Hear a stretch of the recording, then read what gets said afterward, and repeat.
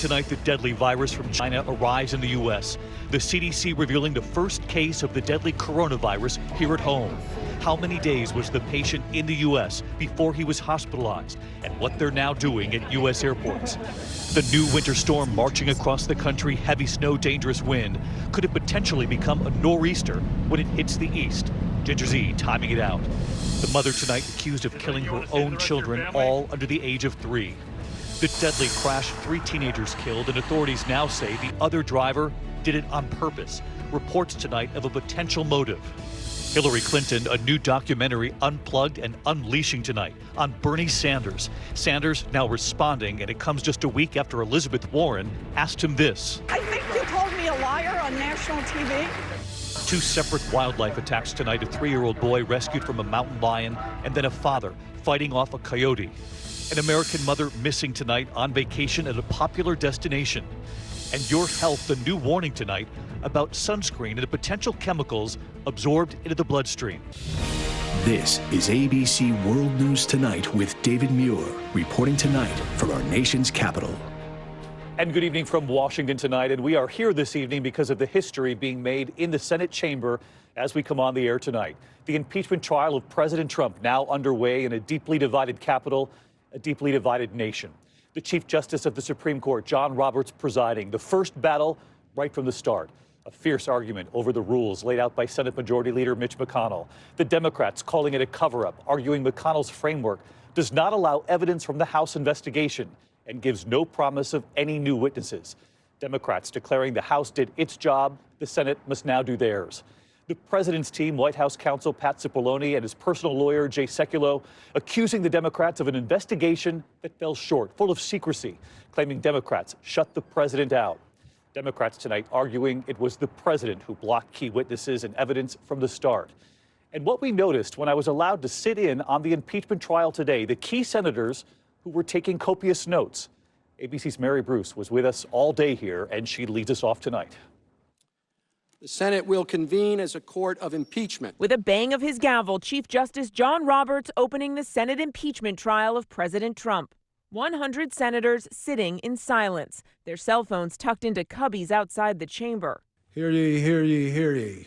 All persons are commanded to keep silent on pain of imprisonment. But from the outset, a fierce clash as Republican leader Mitch McConnell proposed his rules to govern the trial. Sets up a structure that is fair, even-handed, and tracks closely with past precedents. McConnell's plan would have compressed the trial, giving each side just 2 days to present their case, forcing marathon 12-hour sessions. He also wanted to exclude at the outset all of the evidence Democrats gathered in the House investigation. A trial without evidence is not a trial. It's a cover-up.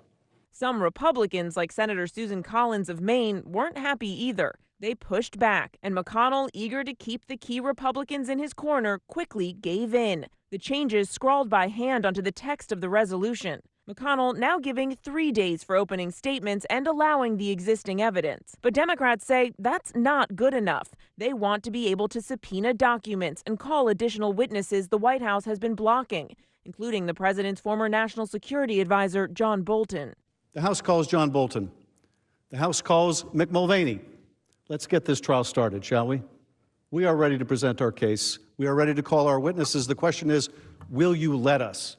Some Republicans have suggested they could do just that. Well, I think it's important to hear from John Bolton and perhaps other witnesses, obviously from both the defense as well as the prosecution. The right time for that vote, that decision, is after the opening arguments. Democrats urging Senator Mitt Romney and his colleagues to take a stand. The House did its job, so now it's up to you. But the president's lawyers are fighting back. They say House Democrats should have let the courts decide the question of witnesses. Obstruction? For going to court? It's an act of patriotism to defend the constitutional rights of the president. Democrats introducing one resolution after another, trying to change the rules to allow them to subpoena documents, but their efforts failing. White House counsel Pat Cipollone saying it's time for the two sides to make their case. It's long past time that we start this so we can end this ridiculous charade and go have an election. And so the trial underway tonight. Mary Bruce live inside the Capitol, not far from where we're broadcasting tonight. And Mary, as you know, reporters are allowed in. You must get a pass. I sat in on the impeachment trial for a time today, and I noticed so many of those key moderate Republicans you've reported on here for days, really weeks now. Susan Collins, Lisa Murkowski, Mitt Romney, all taking copious notes. Mitt Romney had a notebook in hand, and they actually hold the power here when it comes to deciding whether they're going to join Democrats in asking for witnesses. David, this trial and how long it lasts comes down to witnesses and what 4 Republicans ultimately decide to do. Mitt Romney has said he would like to hear from John Bolton, but for now, these Republicans are waiting to make a decision. First, they say they want to hear the arguments, and David, those could get underway tomorrow. Mary Bruce will be here with you, and President Trump, meantime, was on the world stage 4,000 miles away, but fully aware of what was playing out right here in Washington. At the World Economic Forum in Davos, Switzerland, he celebrated the strong U.S. economy, but he had choice words for the impeachment trial, too. Here's ABC's chief White House correspondent, Jonathan Karl, tonight.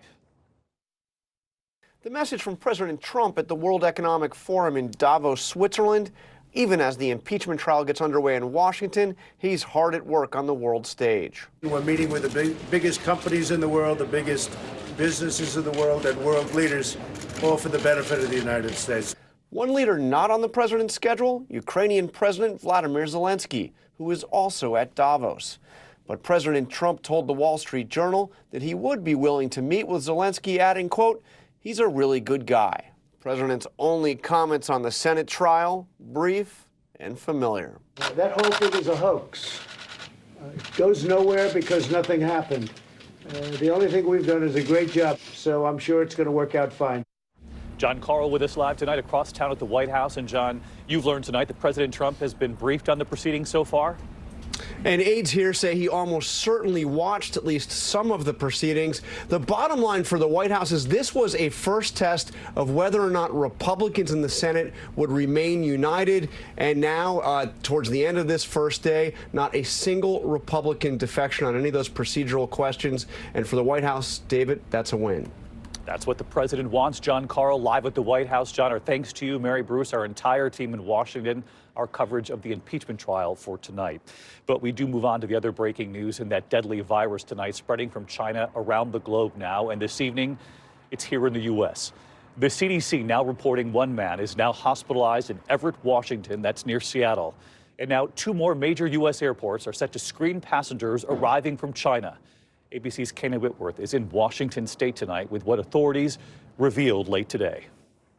Tonight, the first confirmed U.S. case of that mysterious virus tracked here to Washington state. A 30-year-old man diagnosed 5 days after returning home to Seattle from Wuhan, China. Our number 1 priority is to complete the identification of all the patient's contacts, reach out to the contacts, and monitor their health.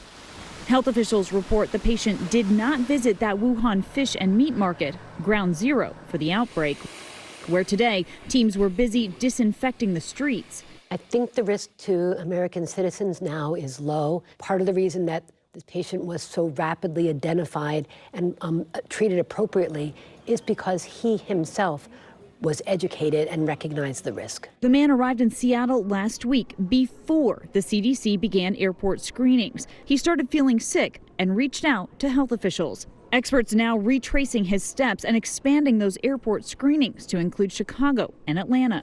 Anyone traveling from Wuhan to the U.S. will have to enter through one of 5 U.S. airports.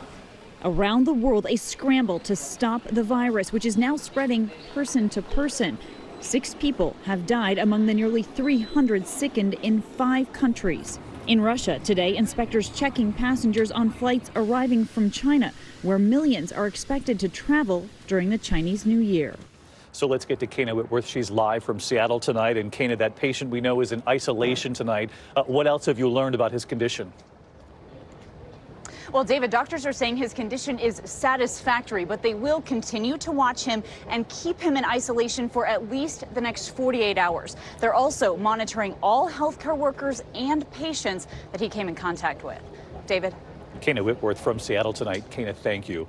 We're going to turn next here to the bitter cold across the east. I can attest to it standing outside here in Washington tonight, and that new winter storm now marching across the country, a wind chill advisory in Miami for the first time in 7 years.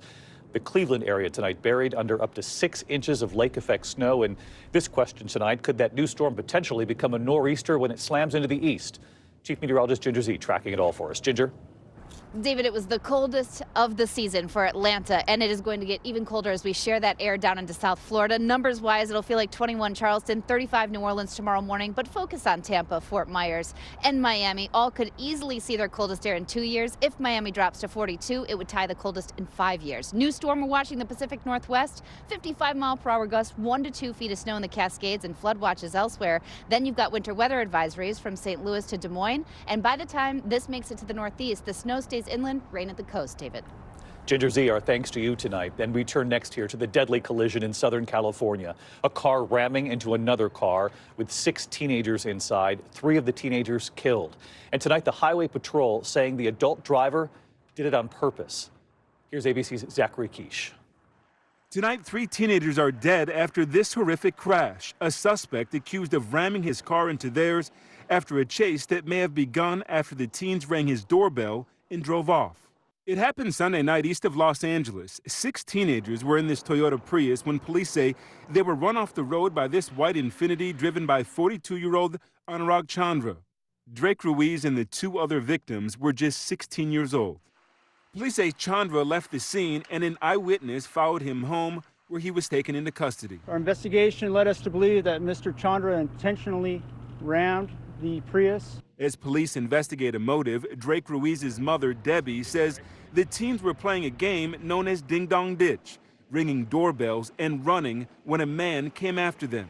When he came out and got in his car to chase after them, then they fled for their lives, basically. An emotional vigil was held overnight at a church 2 of the boys attended. It's just quite a family here, so when something like this happens, it hurts. Chandra is facing multiple felony counts, including 3 charges of murder. Tonight, he's being held without bail. David? Zachary, thank you. And from Phoenix tonight, a mother is now under arrest in the deaths of her 3 children, all of them under 4. 22-year-old Rachel Henry now facing 3 counts of first-degree murder after police say she admitted she harmed her 3-year-old son and 2-year-old and 7-month-old daughters. Officers responding to a 911 call say they found the children unresponsive and were unable to revive them. The cause of their deaths has not been determined tonight. We turn now to that new documentary, Hillary Clinton Unplugged and Unleashing, tonight on so many topics, including her former rival, Senator Bernie Sanders, saying, quote, nobody likes him, nobody wants to work with him, and refusing to say whether she'll endorse him if he's the 2020 nominee. Here's ABC's Eva Pilgrim. Tonight, Hillary Clinton unplugged and unleashing. In a new documentary, she opens up about it all, including Bernie Sanders. A quote from the film in a Hollywood Reporter article, Clinton saying he was in Congress for years. He had 1 senator support him. Nobody likes him. Nobody wants to work with him. He got nothing done. Clinton and the filmmaker both spoke to the magazine about the new documentary, exploring it all. The reporter asking if Clinton stands by what she said about Sanders. She said yes. Sanders off the campaign trail for the impeachment trial, responding today. On a good day, my wife likes me, so let's clear the air on that one. Secretary Clinton is entitled to her point of view. My job today is to focus on the impeachment trial. Why do you think the secretary is still talking about 2016? That is a good question. Ask him. Clinton's comments come just a week after Sanders faced off with Elizabeth Warren over her claim Sanders told her a woman could not win in 2020. I think you called me a liar on national TV. What? I think you called me a liar on national TV. Clinton was asked about that too, saying it's part of a pattern. If it were a one-off, you might say, okay, fine. But he said I was unqualified. I had a lot more experience than he did and got a lot more done than he had. But that was his attack on me. Of course, so many of the candidates for president are right here in Washington for the impeachment trial. Others remain in Iowa, and that's where Eva Pilgrim is tonight.